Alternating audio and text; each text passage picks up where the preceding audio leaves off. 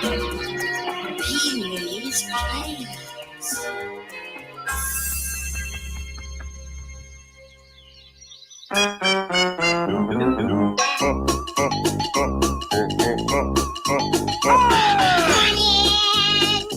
Pull yourself up a chair. Cherry! Let the fun begin. It's time to wet down your hair. TV sure excited. Those friends have been invited. The wacky TV Playhouse. There's a crazy rhythm coming from Puppet Land. There's a cool cat, Chicky Baby, or the Puppet Bear. Yeah! You got a couple of talking fish. And the genie who's stand a wish. At TV's Playhouse. While we spinning instruments, winning horse carries flying by. Salvador singing, the picture phone is ringing, and the dinosaur family comes by. Mr. Kite soaring, Conky still soaring, there's a flashing magic speed. The countess is a classy, dance kind of sassy, a nuttier establishment you've never seen. Spend the day with TV and you'll see what we mean. Come on! Get out of bed, there'll be no more napping. Wake up! What's the weird thing in a place where anything can happen? Now we can't make you feel warning. It's gonna be that kind of morning. We're being wacky. We're getting nutty. Now it's cuckoo at TV's Playhouse.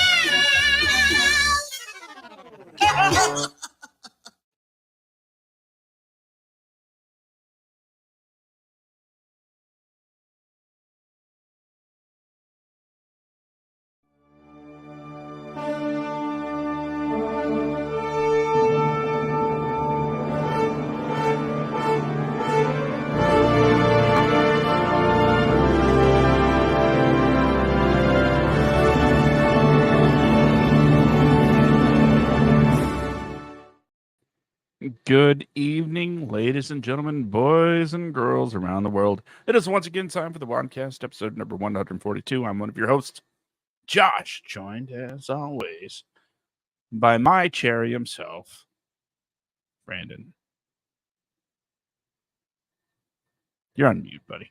I just realized, there we go. Happy Friday, everybody. Welcome to another episode of the WADcast. I'm happy that we could start off with the cheerful tune of Pee-wee's Playhouse. And then all of a sudden be reminded that he's not with us anymore. So that was a pretty big blow this week, actually. Finding that he'd been battling cancer for 6 years. Like, that's... Yeah, that was... Like, damn. I mean... Which means... Go ahead. I don't use the term hero very often, and I'm not sure if that's even applicable here as far as Paul Rubens, but influential. There is no doubt how influential that man was. A part of my childhood, a part of my core existence. I had the Pee Wee Herman scooter. I had the suit. I had the bow tie. I had the shoes. I had the shoes, Brandon, and I believe it. It was my childhood. It made me who I am today. I had no idea at the time. I was like a little 6-year-old kid and a huge Tim Burton fan. Had no idea who Tim Burton was. Yet every time I would see that aesthetic moving forward, I'd be like, I don't know why this rings true to my heart, but it does, and it's all because of Pee-wee. Yeah, no, I was actually just watching the Pee-wee's holiday, Pee-wee's Big Holiday, on Netflix. Oh yeah, yesterday I think. It was good. It was hysterical. I mean, it's like it was. You can tell he's obviously older than that, but like it's sad to know that was right before he got diagnosed with terminal cancer. Yeah. But at least he was able to get like one last Pee-wee movie out there for the masses, because there were a lot of people that were excited about that movie, and to bring back a lot of the humor that was in the old school movies, it was awesome. It really was. So yeah, it was. I don't know. It was a hell of a blow to find that he was actually dealing with that kind of that magnitude of an illness. But You know what, Paul Rubens, rest in peace, man. Oh God, and I don't know if you ever got a chance to see him live, his live comedy. He was hysterical. I got to see him about 10 years ago, and it was great. So I'm very happy to have been able to go and actually see see Pee Wee live. But it wasn't Pee Wee, it was Paul Rubin, but still. Anyway, moving on from that, R.I.P. King, as the kids say today, we have a few things that we want to, break down. And while I did not see one of these entries you have, I've read the synopsis on it. I intend to see it this next week. There have been 2 TV series that have come out recently, one of which came out all at once, which was Twisted Metal, and one came out on Disney Plus. Oh yeah, I love it when they do that stuff. I absolutely love that.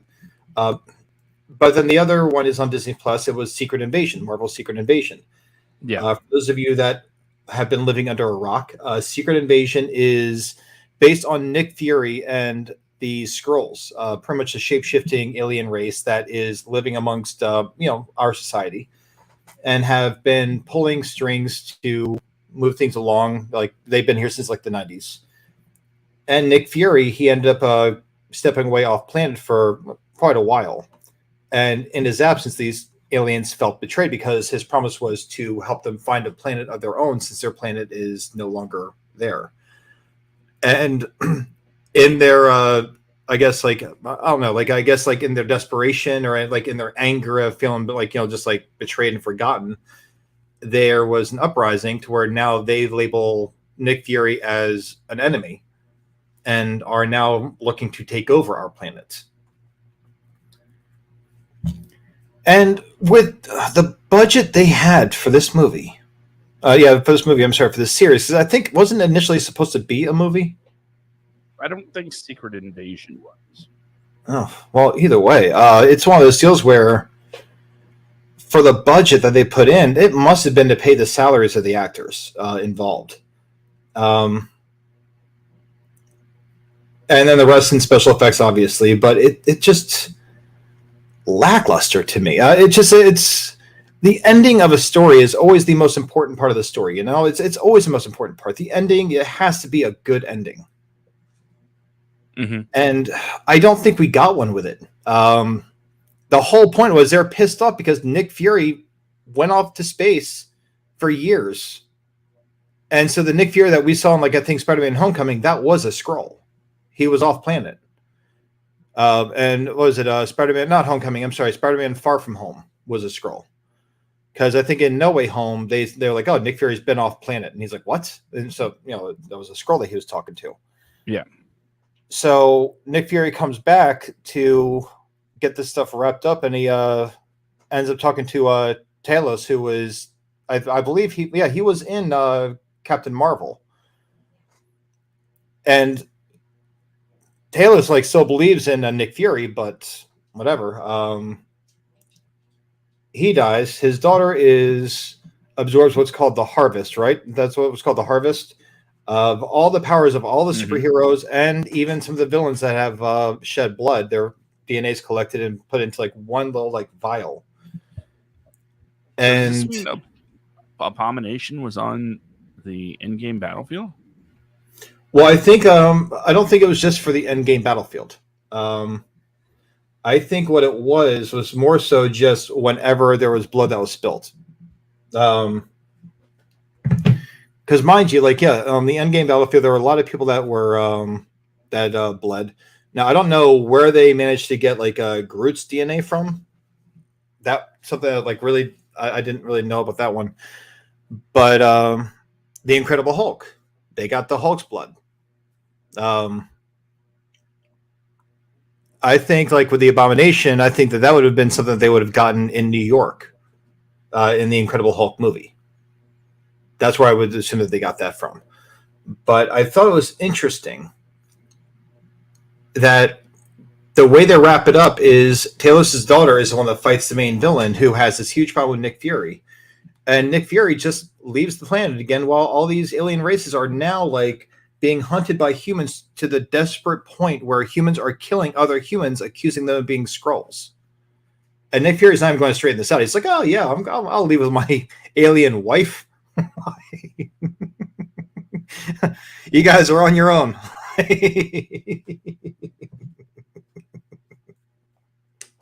No, the Skrulls are getting hunted. I'm going to peace out. I mean, like, how many enemies are you trying to make here, man? And then everyone's talking about, like, with what do you call it? With Rhodey, like, how long has he been a Skrull? And people are like, oh, well, this goes back to like what was it before Endgame happened? I'm like, well, I don't think so. Yeah, some people think he's been out since Civil War. Yeah, but it's like that's the thing. Like in Endgame, when Rhodey and Rocket, because I just watched Endgame the other day. Mm-hmm. So when after Thanos comes to the future from the past, and he blows up the Avengers compound, and everyone's like scrambling through the rubble and the wreckage and all that stuff, right? Rhodey and Rocket are trapped, and the Hulk is the only thing holding with one good arm holding up like the ceiling, and then the flood, like all the the spillway opens and floods the whole chamber that they're in. Rhodey accesses what's called the canopy option, which like opens up the War Machine suit, and he pretty much climbs out of it. His legs aren't moving. As the water is filling up, he's like, "Okay, I'll see you on the other side, Rocket." Like whatever, whatever he said to him. I don't think the Skrull that was occupying Rhodey's position would be that brave. Homegirl would have already just ran or something like that, because the Skrull that was pretending to be Nick Fury, she was I don't know. I don't see her just hanging around being willing to drown to keep her cover. So I got called BS on that one right there. But yeah, just the whole the Nick Fury just hauling ass off planet again and leaving everyone people are getting assassinated, political figures are being assassinated by people. It made no sense. It was such a bad ending. I don't even care about Emilia Clarke having all those powers, because the Super Skrull thing was a thing in the comic book. That was a thing. You had an overpowered Skrull that is still around in the powers comics. Of the Fantastic Four. Yeah, he didn't have every power of every single superhero. That Super Skrull had the powers of the Fantastic Four, because in the comics, the Skrulls are largely a Fantastic Four enemy. Mm-hmm. But they have faced off against the Avengers. They faced off against Spider-Man. They faced off against numerous superheroes. But Fantastic Four, that is their, that's one of their enemies, one of their rogues, so to speak.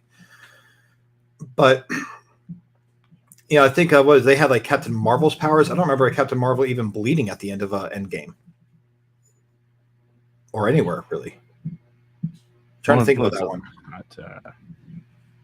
But we're not here to tear it apart and rip out. Yeah, it's just. Yeah, it's one of we're just kind of going through this because we have something else that we're going to talk about after we talk about these movies. But I'm looking at this thinking this is just it started off okay, and it just kind of got weaker and weaker as it went along. And it's not because Emilia Clarke became the focal point. I don't care about that. I think she's great. I think she can be a badass character. Look at her in Terminator Genesis. Not a great movie, but she was pretty much of a badass in that movie. But for what they came out with, man, I don't know. What did you think about the whole thing?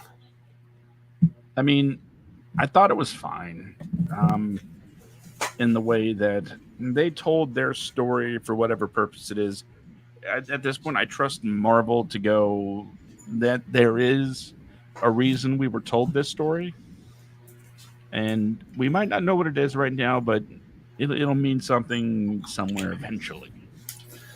Yeah, I do agree that Nick Fury, the only thing that really got settled in this is, oh wait, yeah, Nick Fury is absolutely horrible, terrible person for just using this entire race of people as tools for his own gain, for him. Yeah, not even for, oh, you work for the government. No, he's like, no, you work for me. And Nick Fury used all this information to gain more power for himself and S.H.I.E.L.D. And next thing you know, he's like, what, you all have a problem with this now? All of a sudden? It's like, no, I think they've been irritated about it for a while. And it's just kind of reached a head. And people were like, hey, Nick, you said you were going to find us a home planet. And quite frankly, you had plenty of opportunities. Hey, there's that whole planet thing where Thanos used to live. Right? Yeah. The garden, right? Yeah, and then there's the what's his face from Guardians 3. He's a guy that's kind of known for building entire planets and civilizations out of nothing, just so he can be a dick about that. And didn't someone even ask? I'm sorry to cut you off. Didn't someone even ask him, like, well, what about the Avengers? Like, it's like, no, this is on me. Like, oh yeah, people are like, why don't you call your friends the Avengers? Because this is my problem. It's personal. And it's like, no, I think the reason you don't want to call the Avengers is because then they would know that you are using, again, an entire alien race of people to do your dirty work. Yep. And you would look like a monster. And Captain America especially would definitely punch you in the mouth. Oh, Captain America didn't like him just either way. Yeah, like, I mean, Captain America did not hide his disdain for Nick Fury at all in the movies. Yeah. Even Tony Stark would be like, "That's awful, Nick. That's just Fury. That's a terrible, terrible, terrible thing to do. To do these to these people for 30 years." Yeah. It actually was. It was 30 years. Yeah, a little bit longer because I know Secret Invasion. Excuse me, is set in future from where we are now. But yeah, you know who Nick Fury is? Nick Fury is the guy that rescues like a homeless person, sets him up and says, "I'll find you a house." Moves him into a shelter. Then he steps out for a few years. He comes back. He's like, "Oh, is he still here? That's awesome. Hey, good to see you, buddy. Deuces." And he leaves again. That's pretty much what the show was. No. It was. You're wrong. I am not. You're close. You're very close. It's not Nick Fury putting somebody in a shelter and leaving. It's, hey, man, I'm going to find you a home. Until then, how about you stay at my place and make sure it stays clean and, mow the lawn. Just do the household chores. I'm not going to pay you, but just while I'm out looking for you a home, just make sure it's clean. That's actually, that's a much better analogy. Yeah. It's just like, I mean, you cannot, and one more thing I want to talk about with this series is the evolution of his facial scars. I watched the Avengers because I was curious because I don't remember his, the cat scratch claw marks that he has on his face being so prominent in earlier movies. I knew he had scars. I remember him removing his eye patch in The Winter Soldier. So I went back to watch this. And he doesn't really have those scars the way they are in now. But I get why they did that because they had to explain why his eyes all messed up from the cat scratching him. But I'm thinking could you just I don't know, Marvel has always been great at continuity. I don't know what the hell's going on now. But things like that really bother me. Yeah, it's just it really was not a great show. It was okay. I watched it. I was intrigued by it.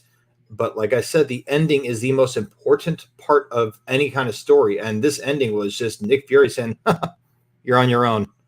He's like the priest from what do you call it? Blazing Saddles. "You're on your own." And he walks away. That's what Nick Fury was in that last scene when he starts making out with his wife alien and gets on the ship with her to go. I don't know. And you'd think that she would have talked sense, and it was like, well, no, you have to stay here. You have to help finish this. We have to go find a home for my people or something. It's like, oh, just come away with me for a little while. Okay. Like, she didn't care about her own people. But, oh, God, it was just painful, man.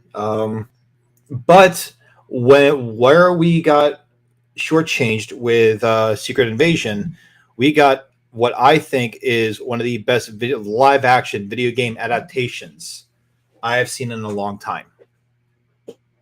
This is coming straight off The Last of Us too.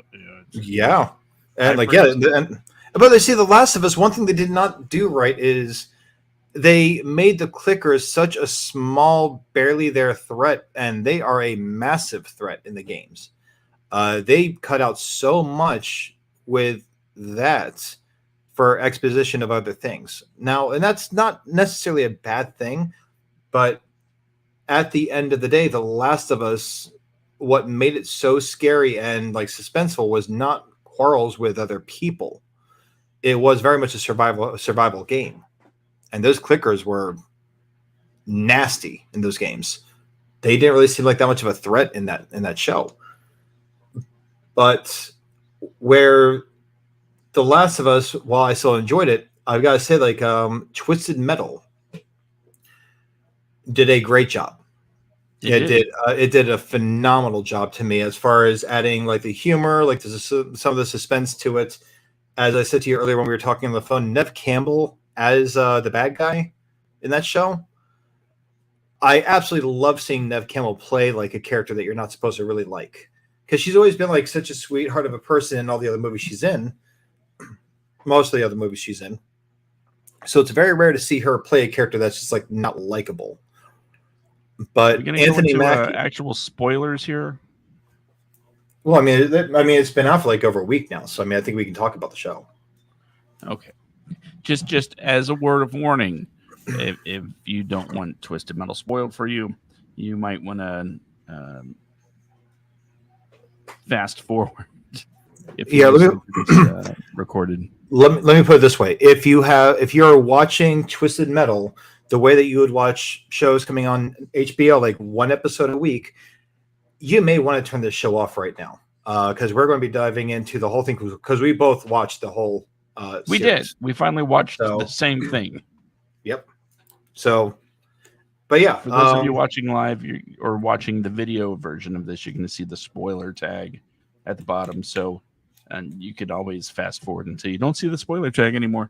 And for those of you listening on Downloaded or Spotify, hey guys, glad to see you be part of the show. I don't know. Let's just say we're at about the 24-minute mark. Check in at the 30-minute mark, and I will give you a, hey, we're still doing this or we're not. So just check in at the 30-minute mark.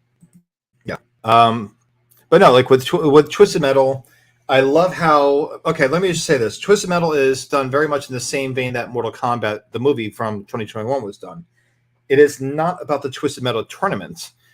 It is leading up to the tournament. It is, you have Sweet Tooth, you have Roadkill, who it's not Roadkill at first. It's just Anthony Mackie driving his car.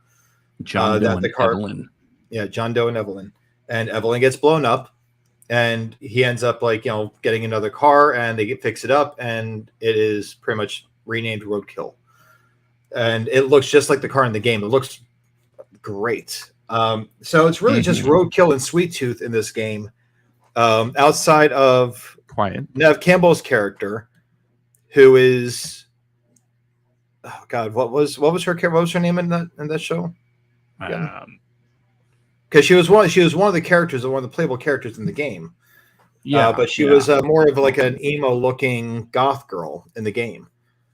But either way, so Twisted Metal. If you don't know what Twisted Metal is, if you've never played the video game, you haven't gotten around to watching the show yet. Twisted Metal is about a tournament where people have cars that are outfitted with weapons and everything else, and they're taking other vehicles out. There's even one guy that has his arms like stuck in machinery that is pretty much, it's just like giant tires. His name is Axel. So you had things like, Sweet Tooth, you have Roadkill, you have Axel, you have a bunch of these characters that are all fighting in a tournament run by this character Calypso. Yeah, 3 versions of Outlaw in this. Yep. Outlaw was a badass character too, though. Outlaw was awesome. And so the series goes through everything, and it shows like Anthony Mackie, who's playing what's called a milkman, pretty much making deliveries to different outposts and everything else. And you see like what he deals with people trying to pirate from him and all that stuff. And he rescues a woman, they fall in love, and yada yada yada. So all this goes down, and you find out that it's leading up to this tournament. Sweet Tooth is a character that is, I would say Sweet Tooth is to Twisted Metal what Scorpion is to Mortal Kombat. He's pretty much been the poster child for the series since the creation of the game. And Sweet Tooth in the game. First game. Yeah. He's been in every game, right? Every single game of Twisted Metal, Sweet Tooth has been there. Or some iteration of him has been there. So Sweet Tooth, he's a clown with like a flaming head of hair and all that stuff in the game. Psycho as hell, awesome to play against, or awesome to even play. In the show, he is played by Samoa Joe, right? Yeah, Samoa Joe does the body work. Yeah, and voiced by Will Arnett. Will Arnett, that's it.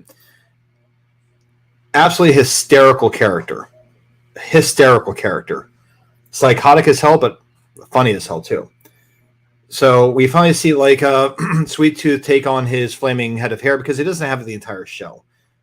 At the very last episode, I'm sorry, on the at the end of the second to last episode, he just like squirts like gasoline like all over his hair. I'm like all over his head. I'm like, oh my god, he's gonna light it on fire. We're gonna see Sweet Tooth with like flaming hair, and it just like cuts out to the end of the episode. I'm like, oh no, okay. Last episode, he puts it on. He lights his hair on fire, lights his head on fire.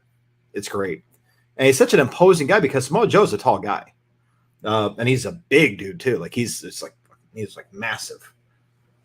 But that show was great. Like it was hysterical. There were people saying it shouldn't be a comedy. I'm like, well, dude, would you just want a show like with cars with no faces interacting with each other, just blowing each other up? That would get pretty stale pretty quickly. Would you watch like 10 half-hour episodes of Twisted Metal gameplay and just be like, oh, this is a great show? No, you wouldn't.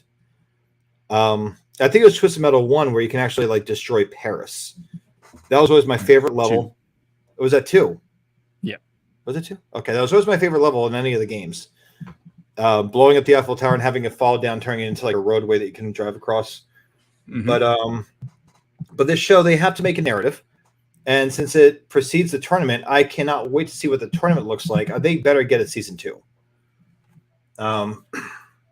But all around, it was just a great show. It really was. Like it was fun. It was watchable. Like it just like it flowed perfectly. And the ending was awesome because it wasn't exactly if it doesn't get renewed, it's a hell of an ending that leads into the video games. And if it does get renewed, it's a hell of an ending that leads into the actual tournament now that we get to see live action. I think it's going to be awesome.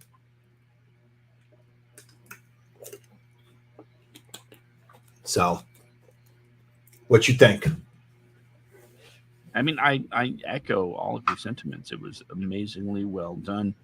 From the opening story of Nev Campbell's Raven character sending John Doe to New Chicago to pick up a package, only for him to have to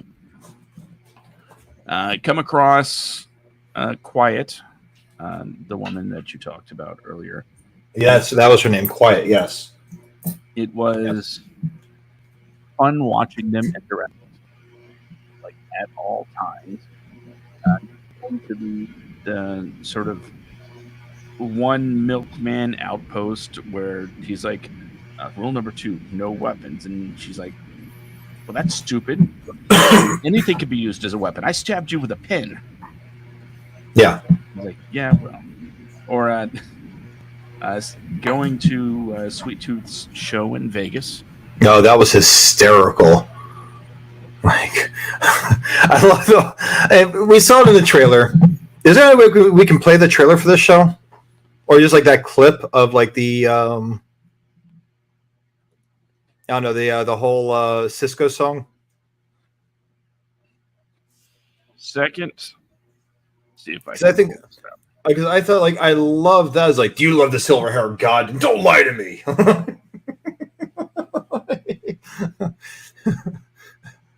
Like, I love how he says like, let's put on a little kill music, and he puts on the thong song. I was like, what? That's like jump. It's so stupid. But it's like the thing is like adding the comedy to that. I would not have complained if they added the comedy aspect to Mortal Kombat in 2021. Like they could have done that with Johnny Cage, but they got Cole instead. Johnny Cage would have been. Kano was funny, but imagine Kano and Johnny Cage going at it with each other like verbally. Both of them have huge egos and huge mouths. That would have been hysterical. But with this, the comedy aspect for the show, it worked. It absolutely worked. And it wasn't just like even just jokes. People think it was just like them joking around. Like, no, there was some graphic comedy, like just like slapstick shit. Here we go. This is gonna be fun. We're setting. Swung a little wide there. Well, aren't we a tall glass of water? Me? I'm more of a Hawaiian punch. I'm guessing you don't fight much outside of your car now, do you? Look, clown, I don't need 4 wheels to kick your ass.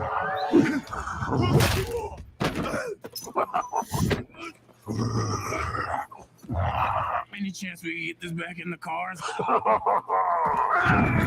He's even got the laugh down. How about a little kill music?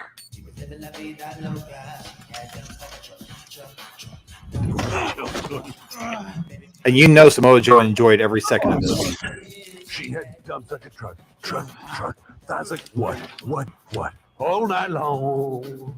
Let me see that thong. Like it when the beat go. Da-da-da-da. Baby, let your booty go. Da-da-da-da. Girl, you want to show? Da-da-da-da. The thong. Do you love the silver hair god? Don't lie to me. Yeah, man. Look, I listened to Unleash the Dragon so many times the disc broke. I'm not a liar. You said you were coming to my show, and then you shot at me. There's a misunderstanding. I've been getting shot at ever since I can remember. It's forced habit, I guess. Sounds like you have trust issues. Yeah, you're not wrong. Nice pipes, dude, I have to say. That high note was perfect. A word? Yeah. Can I go? I got somewhere to be. I thought you said you were coming to the show. Of course I am. Just, can I leave after the show? Well, and that is opening night. Like, and then it's like I love how when he can't find John Doe or Quiet. I love it's like I have ways of finding people. Marco. I'm like, what the hell? It's like, that usually works. And then like what you didn't see right before that clip is he says Marco again, and he walks away, he turns around, looks at Anthony Mackie, and Anthony Mackie has like the deer in the headlights look. He's like, Polo? And he throws some shit at him. It's just great. I mean, everything about the way they wrote those characters, man, the way they wrote that whole show, it was absolutely hilarious. And it worked for the story of the that they were putting out there. I mean, let's not also forget that the character of Sweet Tooth in this series was incredibly psycho and homicidal, like you wouldn't believe, but somehow relatable. Relatable and actually very likable too. And then it was like then when John Doe and Quiet were leaving after this one-man show, and they gave him an honest review of how horrible it was. He lets them live because of their honesty. That's his code. If you're honest with him, you're good. And he even gives Anthony Mackie that headshot of him, and it's just like a crayon-drawn picture. That's all it was. But it was absolutely hysterical. And the way they did those characters, and it's not just those 3 characters. It had a whole, 4, including Nev Campbell's Raven. It had a whole array of characters. You had this police officer that is trying to keep law and order across the land, but he does it in a very brutal way. Thomas Hayden Church. Yes, Thomas Hayden Church, and my God, he is like I did not realize how old he is, like how much he has aged. And the man he is older. But the last time I really saw him in anything where it was not CGI Sandman in Spider-Man 3, it was an independent film back in like 2012 or 13. And he still had his brown hair and everything. It's like, oh, he's probably dying it then, but whatever. But he still did a great job. You had his lackeys that were hysterical. It was like a brother and sister team. And then when it got into the final race, you had Twister, who had a Formula One race car. Mm-hmm.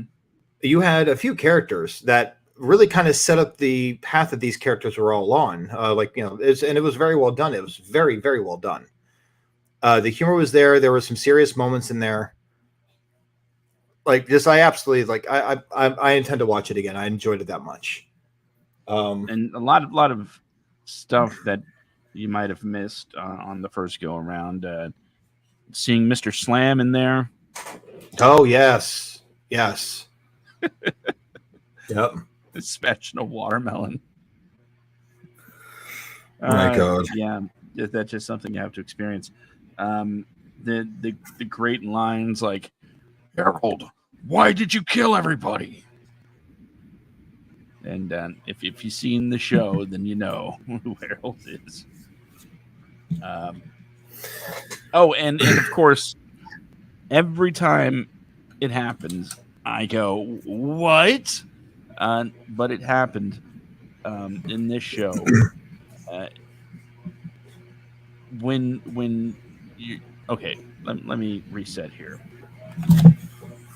Every once in a while, there are actors out there that you just see show up, and you don't expect them to show up, but because they're not what they're not like big enough to promote, right? They're not big enough to go, hey, this person's in the show, but they're always there in a pretty relevant role. So as the show's going on, and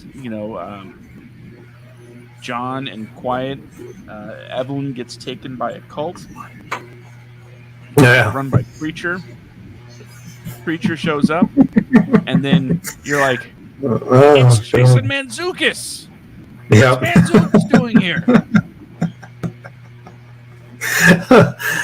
That scene was hysterical. That whole fight scene was funny. It was great. It's like I could push this guy over. Stops, the body drops. He's mad because they never took down the other person they hung upside down. You could do better. Jason Mantzoukas is. Oh God! And I was just watching The Good Place with my kids earlier this week, and he played Derek in The Good Place. He's like I said, he's a guy that shows up everywhere. Some of you might remember him from The League as Rafi. Oh yeah. And whenever he shows up, he just Mantzoukas the hell out of everything. No, he does a great job. He's a very underrated actor. He's great. Very much a character actor too. He's phenomenal with what he does.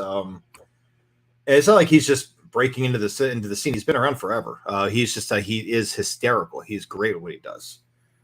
But yeah, like the way they ended it and wrapped it up and everything else, like I said, with it going into the official Twisted Metal tournament. And I even like the callbacks, because in the opening scene, it's John Doe escaping raiders, and he drives through like a mall kiosk. And this hysterical escape scene, and he's like just driving around like this kiosk at a mall, like looking at like the map of the mall layout and everything else, trying to find the exit. It's like, ooh, they have a Foot Locker.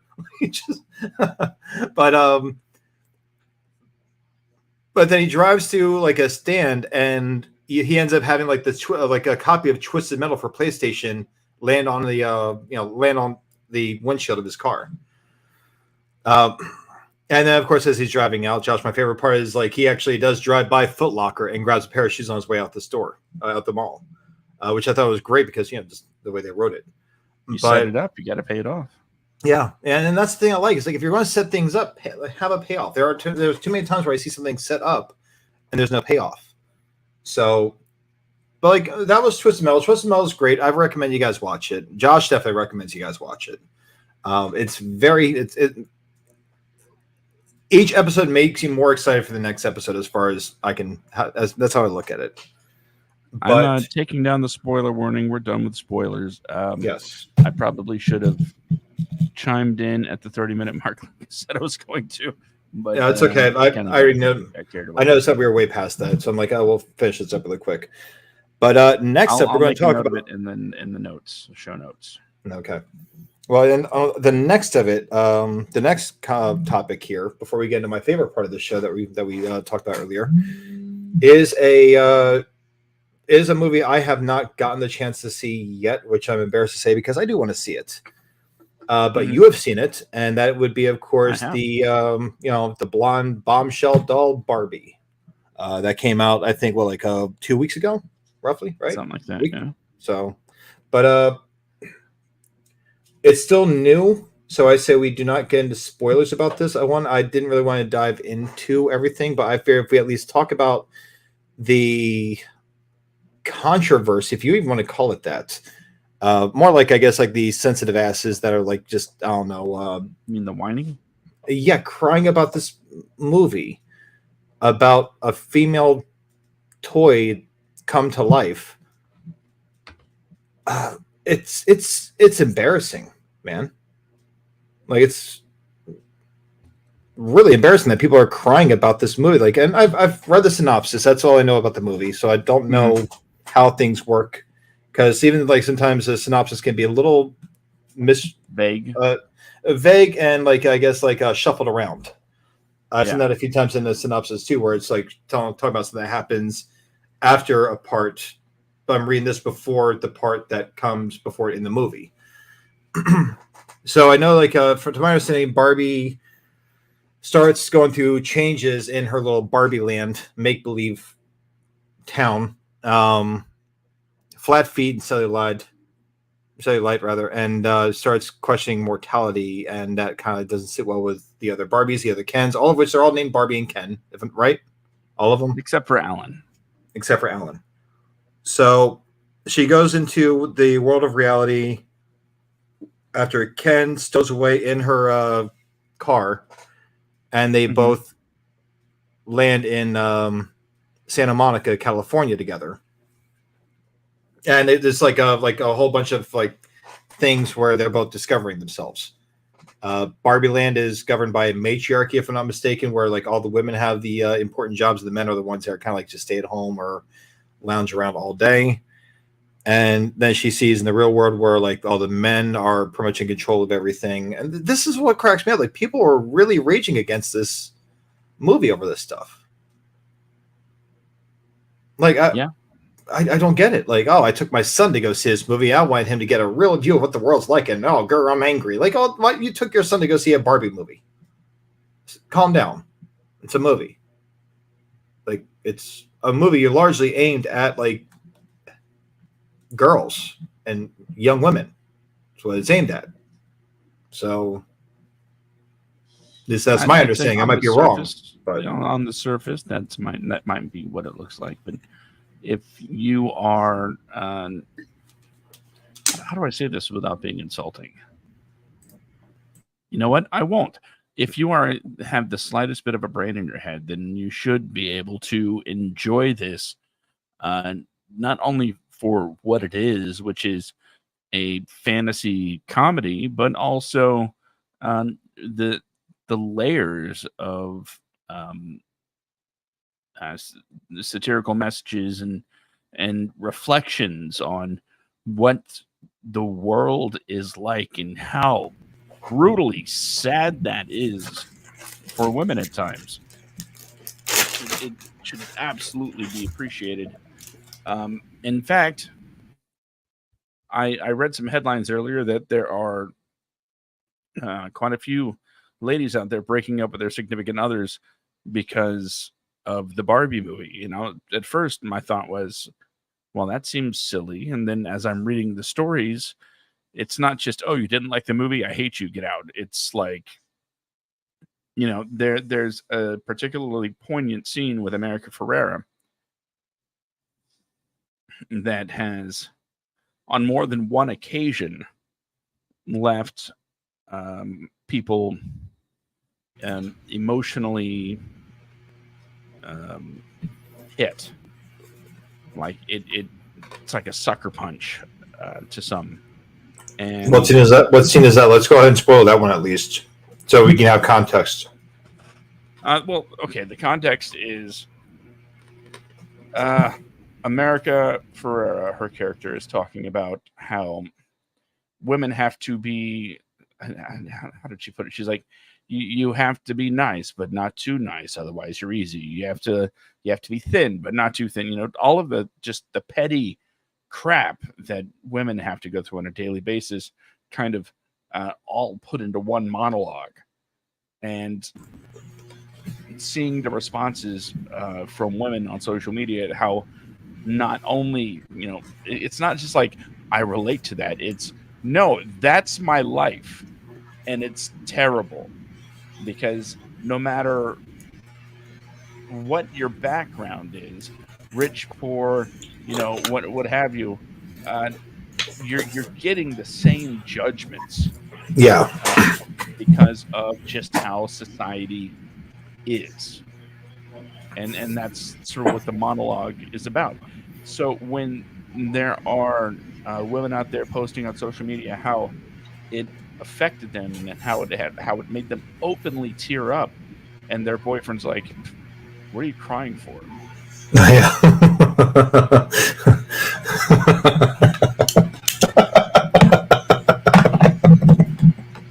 I would have loved it. It's horrible that women can relate to that so emotionally that they actually tear up. And I do feel a great swell of pity for women that deal with that kind of shit. But the reason why I'm laughing is I can only imagine my reaction if I was in a theater and I saw a girl crying at that moment, and the guy be like, "What are you crying about? That was, just a movie." It's like they're talking about you. You idiot. Oh God. So yes, it's and someone said this should be put forth as a litmus test for relationships, and I get that because you can definitely test someone's levels of toxicity by having them react to the movie. Yeah. Greta Gerwig is, right, in my mind, absolutely brilliant as far as being a director goes. After all, when I first heard about a Barbie movie, I was like, "Oh wow, this should be dumb."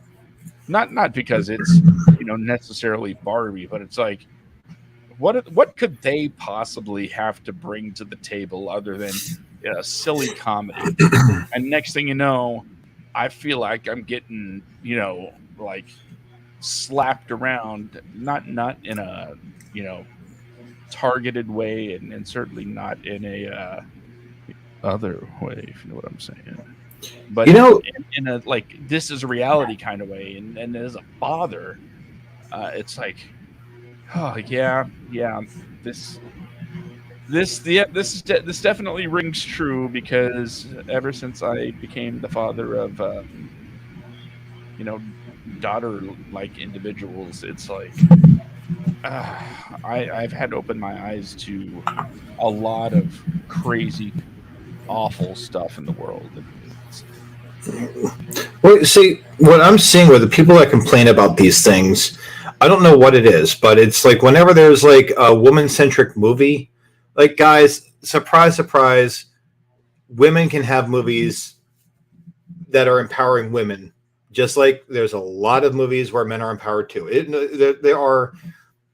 There are two sexes in this world, usually, and in those two sexes, we each have our stories. We both have our moments where we are down and out. We have our moments where we feel absolutely empowered with things. And it's okay for both to feel those things. But remember, like, Captain Marvel came out. Yeah. Captain Marvel came out. A lot of backlash over Captain Marvel. Oh my God. It's a feminazi movie. She-Hulk comes out. Well, exactly my favorite show, but like there's a scene where like, oh well, why does she like know how to turn to and from her lawyer self to She-Hulk? And it says like she mastered her emotions because she has to, because she's a woman in the modern day world. She has to really handle her emotions. That's why she's able to handle herself better than Bruce Banner can, because as men, we usually don't have to handle our emotions that hard. Not as hard as that. Like we don't get catcalled. We don't get disrespected on the daily. We don't deal with that kind of like, I don't know, the sexist treatment. Like, the mental health thing is definitely, it is a thing. Don't get me wrong. We are conditioned ourselves to not have the masculine behavior of not discussing our problems. That is a thing, but it's okay for women to have their shit too, guys. It's okay for women to have movies about women or about girls or anything like that geared towards women. Yeah, I roll my eyes at certain things like Snow White coming out, finding out that she's no longer going to be saved by Prince Charming. She doesn't really, like the 7 dwarves aren't going to be the ones chasing the witch, whatever. There's no 7 dwarves. It's going to be her learning to be the leader she needs to be. That was Moana. And now it's Snow White. And they're making a live action Moana too. So it's going to be Moana and like Moana White. I mean, Mo White. Just the story of Snow White, dwarves notwithstanding, doesn't really work today. No, but it's like, just make it like, it's still like, see, I know we're coming off topic a little bit with what we're like discussing, but with these movies that are coming out, like Disney is, I think, absolutely out of ideas for good original animated movies. If not, they're dwindling on it. They're trying. They are one coming out this year, but they have stiff competition with the likes of Illumination, Universal Studios, and all that stuff. They are DreamWorks. These guys are struggling to really put out something that holds a light up to those movies.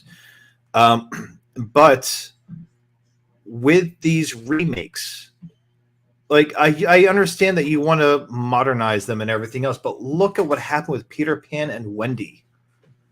Again, that was straight to Disney Plus. It wasn't a theatrical release. It was not a theatrical release, but I'm talking about it was a remake of a live action. I'm sorry, of a cartoon classic. It was very much supposed to be a remake of the Peter Pan movie from the 1960s. It was just 1950s or 60s. I forget. But it was just so bad. Like if it wasn't just for the fact that you couldn't see anything in that movie because it was like so poorly lit, Tinkerbell not glowing for whatever reason, most of the movie, like Wendy being highly unlikable, just I will say that movie is very much a pandering movie, and it shot itself in the foot. I hope that Snow White doesn't go through the same thing, but I think it's going to. I don't. It's getting a theatrical release. They actually care about it. It's if history is any indicator, it's going to make money. See, if they cared about it, they would not have gone with a Lannister's word as to how offensive things are. I assume that's a Game of Thrones reference. It was, yes. Was that good? Did you like how they said that in there? Yeah, I've never seen Game of Thrones. Okay. Okay. But I understood it, so I guess, yeah. Yeah. So with Homeboy going in there saying that dwarfism is nothing to be laughed at or taken lightly and yada yada yada yada yada. He has pretty much shut people out of candidacy to have roles as heroic figures, actually. Vital characters in the story. Other people in his community are like, no, give us jobs. We want jobs. And then he takes another job as a dwarf somewhere. I'm like, dude, like, stop. Like, I think somebody put it best. I read on the comment somewhere that it seems like Peter Dinklage lifted up the ladder behind him after he rose up. Oh yeah, I really do agree with that. I very much agree with that. But it's like, and he's talking about how, like, like dwarves are not just here for your entertainment and laughter. He's been in a lot of comedies. But a lot of you're comedies. An entertainer that does comedy, wouldn't that be the thing? Yeah. And the dwarves were comedic characters in the Disney version. They were funny. But there was also much more depth to them as characters. Because at first, like even Grumpy, he was not happy with Snow White being there. He didn't want her around. He fell in love with that girl. He fell in love with having her around. He grew to very much care about that kid. So, and come on, like that picture of like the new 7 non-dwarves that they've got going on. I'm sorry, there's one dwarf, and I was surprised that was not Peter Dinklage. I was half expecting the one dwarf to be there would be Peter Dinklage. Like, oh god, I'm so angry about this. Disney's like, oh well, how about we make you the only dwarf? Oh, okay, I'm okay with this. I'll be Doc. Let me say this before we move on.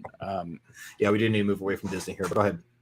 Between Barbie and the other female-centric movies, the one thing that I think everybody should come away with is, and Brie Larson was right when it came to her calling out the people that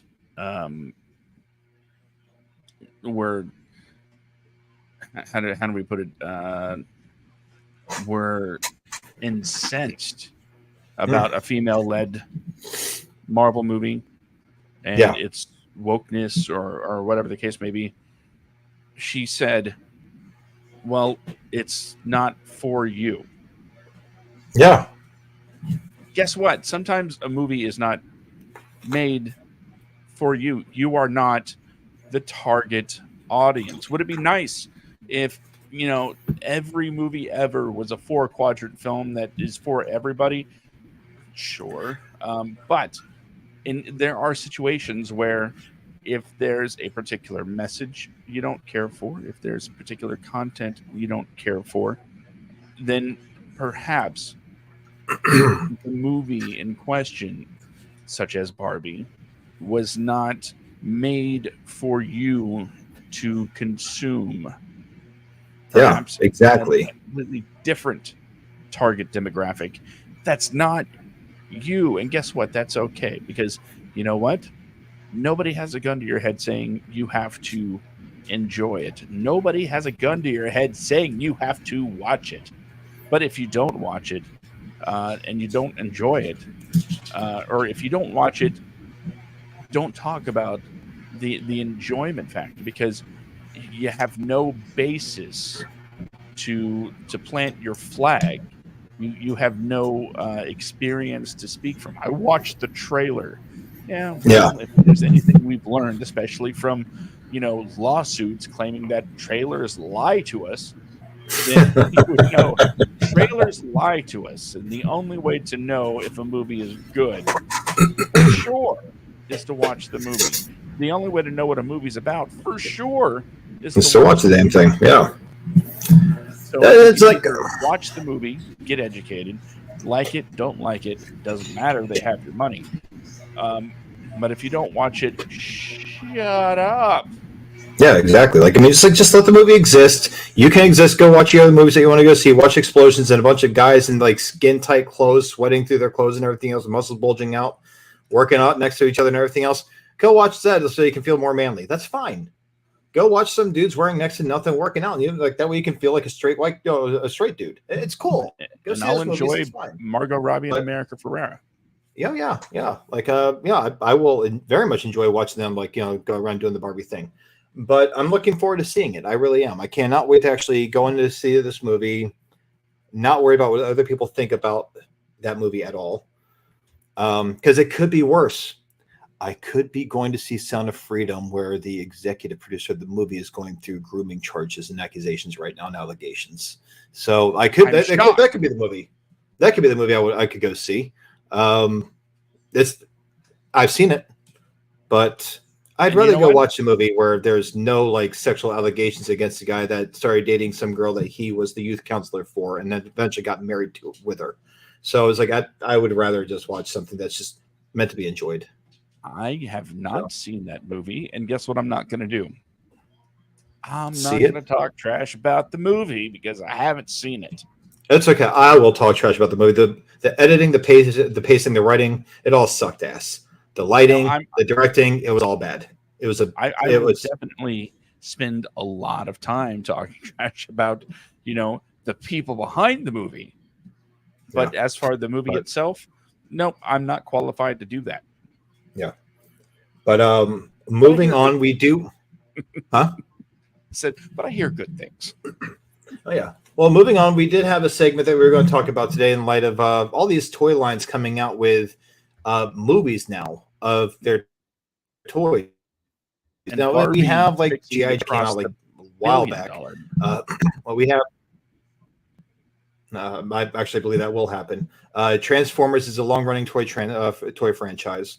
There's quite a few toy like lines out there that have He-Man, Ninja Turtles, more comic books, but I guess they did make toys, and then they made movies with those toys, live figures of those toys, like being live action characters. But there are a lot of movies out there that are based on toy lines. So you and I were talking earlier about movies that we think would be interesting to watch based off of certain toy lines, as well, based on certain toy lines and everything else as well. So I just put down like a list of 3 of them. It could be a longer list, but there's just, we're already like coming up on the 1 hour mark of our show, I believe. We've passed that. Oh yeah. So I feel like, with my list, I didn't know how much time we would really have to talk about these. So I figured like I'm sorry, I have 4. There's 2 next to each other here. So I have 4, but there's only 3 that I'm interested in talking about. What about you? How many do you have? I have always unlimited. Okay. Let's go with just 3 so we can wrap this up really quick here. Fine. We'll go with 3 for me then. So do you want to start or do you want me to start? We'll do one at a time. One at a time. Well, you go ahead and start first. Okay. My first one is sort of it's like a Honey, I Shrunk the Kids meets Days of Thunder. Okay. As I bring you the Micro Machines movie.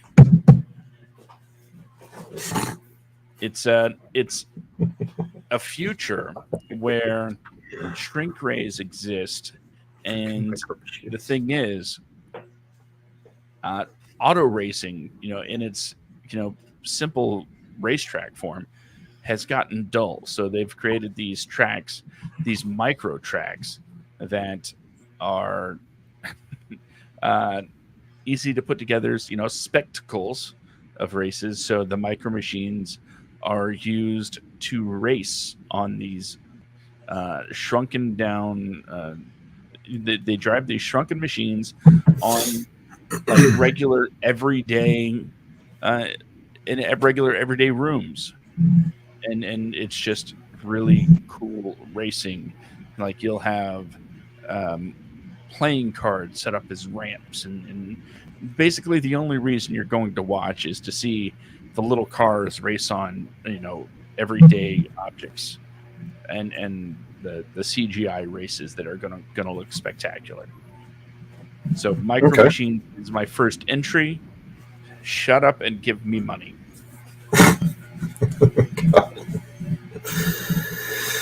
All right.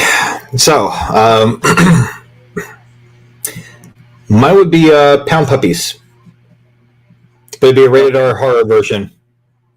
Okay. We're Pound Puppies. Yep. I would be very much like in the same vein as Winnie the Pooh, Blood and Honey, but in this case, it was a group of puppies that were left to pretty much fend for themselves in an abandoned pound. As this teenager goes in, pretty much to like a group of teens goes in for like a TikTok video, and they end up in a fight for their lives as these beasts who have acquired a taste for human flesh are now trying to attack them, and they are bipedal like dogs, and they're like sentient. They are able to speak. They look just like the characters from the cartoon, but they are absolutely homicidal. And they're not neutered. I don't know why that's an important note for me, but that was in there. So that's your first one, Pound. And I'm tired of seeing these live action movies where they have animals that are clearly CGI that have no anatomy to them. I want it to be. It's going to have to be radar because there's going to be dog balls bouncing around and buttholes for the tails up and wagging. You got to make it you got to make it look realistic here. We all have buttholes and everything else, so it's we got to have that in there. So yeah, that's mine. What's yours? Your next one. My next one is it's sort of like yours in the fact that it's a horror, but it's the horror that a kid. It's sort of like God, what was that? The Doll movie that came out. Child's Play. No, the good one. Oh, Megan.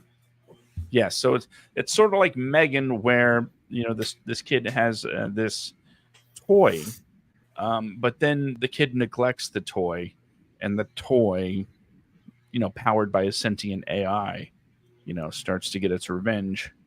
This movie is called Tamagotchi. Based on the Tamagotchi. And it's a horror movie, and the Tamagotchi is going to take over everything. And because the kid spent, years neglecting it, it's getting payback. It's getting revenge. Oh, Tamagotchi. Gotcha. Okay. That's my second one. Okay. Mine is Light Bright. It's supposed to be rated R. I don't know why it's. I don't know why it's rated R. I just wrote down Light Bright. Yeah, I don't know. A lot of F-bombs dropped on the Light Bright. Probably. Yeah, I don't know how the MPAA does their rating system, so I don't know if you can write the F word somewhere, and it's okay. So yeah. Anyway, so that's Light Bright. What's your last one? He's yeah. I don't know. So yeah, Light Bright, guys. This next one I think is probably the easiest to do, and quite frankly, it could be done for real. I'm in fact quite surprised nobody's thought of doing it yet, but it would, in my mind, be a spin-off of the Fast and Furious movies. I know that's not a toy line, but hear me out. The Fast and the Furious movies, right? They're over. Dom's got to do something. And much like, and by the way, I did watch Transformers: Rise of the Beasts. Did you see Mega Man? Yeah, I saw Mega Man. I also saw the job interview at the end. Yep, G.I. Joe. So it would be like that, except after Fast 13, 12, I don't know what the last one's going to be, but someone goes up to Dom and he's like, I want to talk to you about joining our agency. And then he hands over a card, and a new franchise, springs to life as we see Mask. I was waiting for you to say Mask. Yes, Mask, and it's just Fast and Furious, except now the cars transform into other vehicles too, officially. Yep. Instead of having to, in fact, I wouldn't be surprised. I take that back. I would hope that everything was inspired by Fast 9 when they turned the car into a spaceship. Oh god, so stupid. And someone was like, we could do this with other vehicles. We could turn that motorcycle into a helicopter. And we could turn that car into a plane. That series just lost its way. And people are like, oh, you're just supposed to go shut your brain off and enjoy it. Like, well, you used to actually be able to, get into the story of those movies. But now it's just like, okay, guess not. Yeah, I can see that happening. I want to see the Mobile Armored Strike Command brought to life as a spin-off of the Fast and Furious movies. It is the way. It is what must happen. Otherwise, I will be absolutely distraught for the rest of my life. Matt Tracker needs to find Dom and get this going. Oh, my God. I said what I said.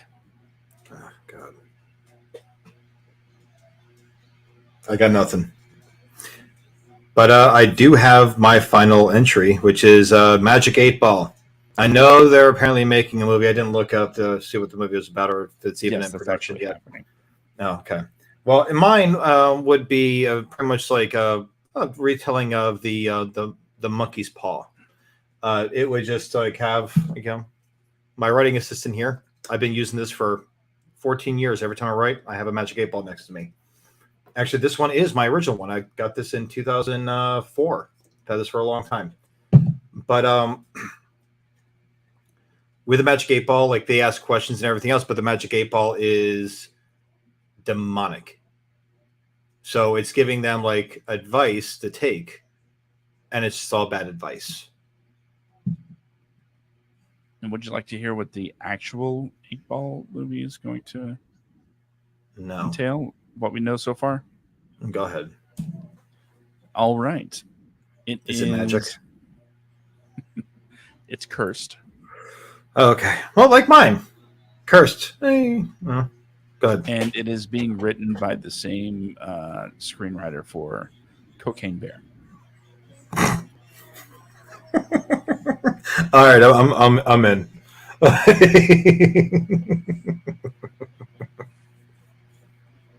That's pretty much all we know so far. Oh God! Cursed Magic. So it's a curse written by the same writer from Cocaine Bear. You know what? That guy turned a 1 hour ordeal. That was a true story into a movie that took place over the course of an entire day and an entire night. The original story did not have a kill count. This movie was just gruesome. I'm down for it. Dude wrote a damn good script. It's yeah, I'm in. Yep, I'm very much in. I want to see that. But all right, so those are our pitches and ideas for movies based on toys. That being the case, while I have off next Friday and the Friday after that, where we can have a longer episode and a more in-depth conversation, I do have to go to work tonight. I have a 4 days on and 2 day off schedule. It sucks ass, but it's what I do, and it's how I make sure that I don't go homeless or starve. So that being the case, I do have to go, but you can follow me. All you have to do is just go down to Instagram, Facebook, follow this little link down here. Not link, but type that in Instagram. That gives you my Instagram page. Go to Instagram. Also type in the WADcast, and with Facebook, the WADcast. You'll see our picture with our logo on it. Give us a like, give us a follow, give us a shout out. We usually follow back sometimes, most times, if we do at all. And that's about it. But I do have to get going. And Josh is going to give you guys the Danny Tanner Full House speech or the Carl Winslow Family Matters speech, whichever one you want to go with. Well, I guess Harriet too. Harriet did it once in a while. But Brandon hasn't been listening to the show lately. No, do you just drop it off? You just don't even do it? Nope. It's a completely different message for now. Oh, okay. Well, I do have to go, so I'm going to have to go back and re-listen to the end messages. It's the music I don't like. I don't like the music, so I don't. Fine. If it'll mean you actually listen, I will avoid the music today. Great. Awesome. So I'll check it out tonight when I get to work. I'll fast forward to the end of our episode here. But ladies and gentlemen, have a safe and happy weekend. Have a great Friday night. Josh is going to give you his words of wisdom. Mine are much more simple. Don't be douchebags to each other. Just understand some movies are just simply not for you. And that's all I got. Mhm. So, ladies and gentlemen, have a great night. Have a great weekend. Josh, I will call you shortly when I'm on my way to work. Okay. Bye, everybody. All right, kids. Just us. I promised Brandon that I wouldn't do the music. And as a man of my word, I will do that. I will remind you, though, to go to wadcomedia.com. That's where all the links are. So you can find out all of the pertinent stuff to the social medias. It's all there. Go to the Facebook page, give it a like. That way you'll be notified when we go live. And go to the YouTube, I guess. It's all those things. You know, it's if you want to, I'm not gonna try and coerce you into, liking what we do. But if you do, you might want to go ahead and hit a follow, subscribe, or like, or whatever button you might need to do. But that's up to you. There's also a merchandise page, and I'd prefer, if you felt like throwing money our way, that you do it through that instead of the Patreon, because one, there's much less expected of me if you like buy a t-shirt.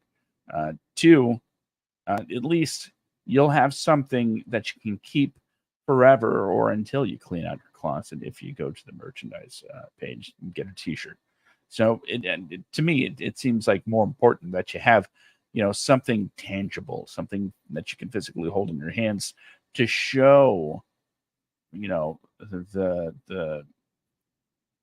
money that you spent. And I know the few people that I've picked up some t-shirts have actually liked the quality of them very much, and I'm flattered that they think they look pretty cool too, because I by no means a graphic designer. I do what I can to get by designing these logos, and heck, if you think you can do better, the door's open. By all means, give it a go. So, with all that being said, I'm going to throw up a graphic here. Something I probably should have been doing every week, but I remembered this time, and that's what matters. So, the Writers Guild and the Screen Actors Guild, they're on strike right now. Maybe you've heard. It is generally my message every week to follow your dreams and do whatever it is that makes you create that art that you wanted to create. By all means, you still create. But the fact of the matter is that if you're trying to be a writer, if you're trying to be an actor, and you know what, the directors got their deal pretty quick. So sure. But they're on strike because they are fighting for fair compensation for the work they put in, as well as better working conditions, as well as some guarantees that their employment will be a little more guaranteed, as in not endangered by AI in the future. It would be nice if the studios, if the producers all came around and said, you know what? These seem like great ideas. We should protect the people that are creating billions of dollars in content for us. But unfortunately, then they're not quite on the same page yet. I'm not saying you have to give the writers and the actors everything they want. And I'm not saying, you have to give the writers and actors nothing because they don't deserve. No. Let's all be just a little bit honest with ourselves. There is a place to meet for compromise, and I think as time goes on, as money is just being left on the table, we will get to a place of agreement, as we always do. But until then, these people, these writers and actors, need a way to support their film. Not just them either, because they're on strike. And that means production is pretty much halted. So your gaffers, your best boys, all your crew, and it's essentially everybody's kind of holding right now. There have been some special permissions given to those that are willing to follow through on some of these unions' demands, and they've been allowed to continue production. But others, no, they're at a standstill. So on the screen right now, I have WGAcontract2023.org, SAGAfterstrike.org, and EntertainmentCommunity.org. These are all valuable resources to really show how you can show, I guess, that you are ready and willing to support the writers and actors in their efforts to give them the compensation that they're looking for. If you want to join the picket lines, these are resources to find out how to do that. If you just want to donate some money, if possible, by all means. If you can't make it work for yourself, then don't. There are absolutely other ways to help, which you can find out on these websites. But if you can do something in any way, shape, or form, any and all support is always appreciated. And yeah, it's in my mind, I'm not a member of either of these unions, but getting information out there and looking at that information and finding out ways that I can help, it is simply my way, or at least my attempted way, to give back for everything that they've put in over the years to make sure that my quality of life is enhanced by art and entertainment. So I'm trying, and hopefully if you appreciate what they do, you'll make a bit of an effort as well. It doesn't always have to be monetary, and it doesn't even always have to be time. Just sometimes just saying, hey, keep up the good work, and we stand with you. And at the WADcast, at WADCO Media, we do stand with you, and we'll continue to do so. That's why this message won't change until the strikes end, and that's it. That's it. So thank you all for joining us for the WADcast number 142. We call it the Secret Twisted Barbie, or SECTWARBIE. Kind of playing Oppenheimer or Barbenheimer there. We will be back next week, Friday night at 10 p.m. Eastern, 7 p.m. Pacific, for the WADcast episode number 143. What are we going to talk about? I have no idea, to be honest. Hopefully, Brandon will have seen something by then, Barbie, Oppenheimer, whatever the case may be. We just want to get his thoughts, his educated thoughts on those things. So we'll see what happens. So once again, thank you all for joining us. Hopefully we'll have more content for you in the form of other shows, because 1021, God, it's like a comedy of errors at this point, as things just keep popping up whenever we want to go live. So we're going to be working on getting the cop episode to you as soon as possible. I keep wanting to say goodbye, but every time I try, something else comes up. Anyway, thank you all for joining us. I hope you all have a wonderful week as school gets ready to get back in session. Enjoy the summer if you're still on it while you can, because it's slipping